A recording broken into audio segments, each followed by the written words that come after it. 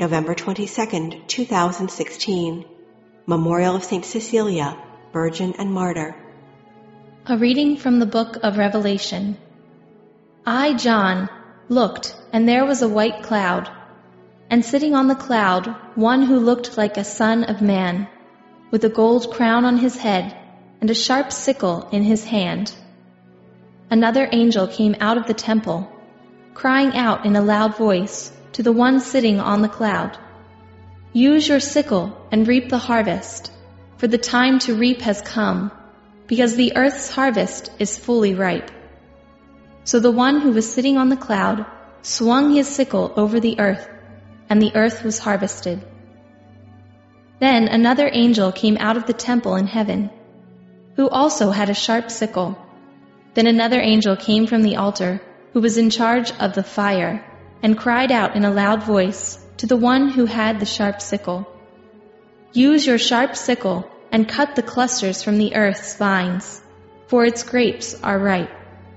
So the angel swung his sickle over the earth and cut the earth's vintage. He threw it into the great wine press of God's fury. The word of the Lord. Responsorio Psalm. The response is, "The Lord comes to judge the earth." Say among the nations, "The Lord is king. He has made the world firm, not to be moved. He governs the peoples with equity.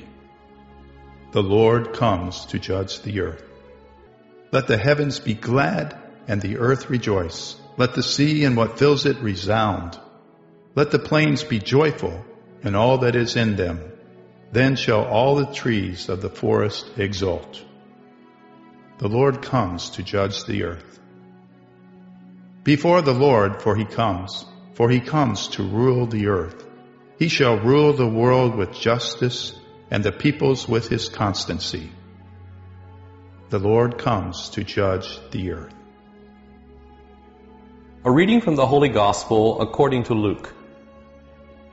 While some people were speaking about how the temple was adorned with costly stones and votive offerings, Jesus said, "All that you see here, the days will come when there will not be left a stone upon another stone that will not be thrown down." They asked him, "Teacher, when will this happen? And what sign will there be when all these things are about to happen?"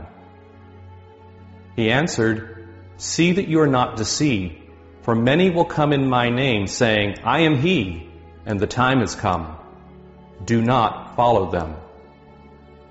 When you hear of wars and insurrections, do not be terrified, for such things must happen first, but it will not immediately be the end."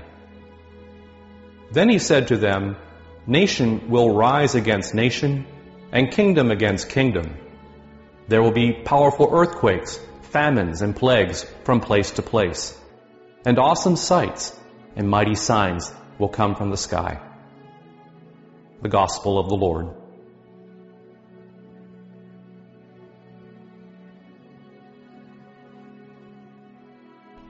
November 22nd, Tuesday of the 34th week in Ordinary Time, the Memorial of St. Cecilia. The first reading comes from the book of Revelation, chapter 14, verses 14 to 19.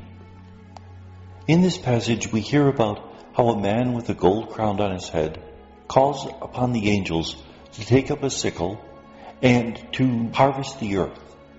The purpose for this harvest is not to reward those who are good, but rather to punish those who are evil, because notice that the angel cuts off all the grapes, puts them into a vat, and this vat is the winepress of God's anger.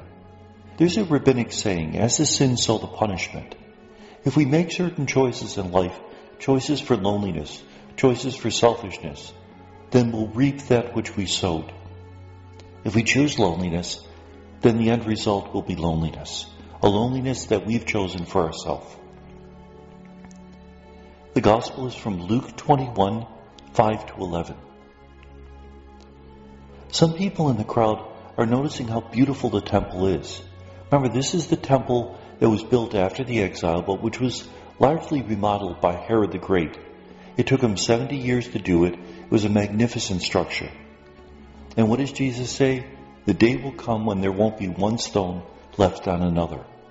We have to remember that this passage was written down by Luke after the event, that in 70 AD, the Romans destroyed the temple, leaving very few stones one on top of another.